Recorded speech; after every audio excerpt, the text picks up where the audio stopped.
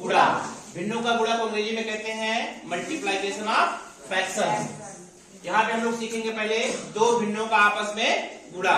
दो भिन्नों का आपस में कैसे गुणा किया जाता है। हम लोग जानते हैं जो भिन्न होता है हमारे पास उसमें एक अंश होता है और एक हर होता है। जो हमारे पास दो भिन्न होते हैं उन भिन्नों में एक अंश होता है और एक हर। ऊपर वाले को अंश कहते हैं, उसको अंग्रेजी में न्यूमरेटर कहा जाता है, और नीचे वाले को हर कहते हैं, उसे अंग्रेजी में डिनोमिनेटर कहा जाता है। अब हमारे पास मान लीजिए दो भिन्न है, दो भिन्नों का गुणनफल बराबर होता है भिन्नों के अंशों का गुणनफल, यानी दोनों भिन्न के अंशों का आपस में गुणा कर देंगे।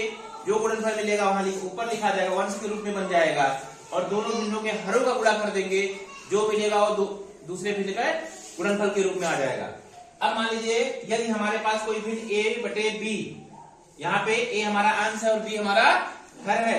दूसरा भिन्न c बटे d, यहाँ पे c हमारा अंश है और d हमारा हर है हो, तो दोनों भिन्नों a बटे b तथा c बटे d का गुणनफल बराबर होगा a बटे b गुणे c बटे d बराबर होगा।